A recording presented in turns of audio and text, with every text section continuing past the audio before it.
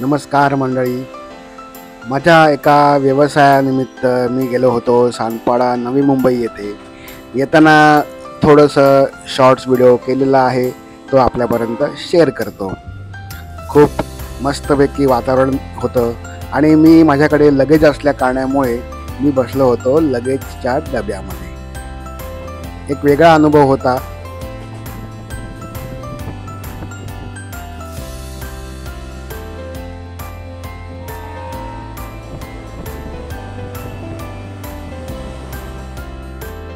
नेहमीप्रमाणे गाडी लावली होती स्लायडिंगला.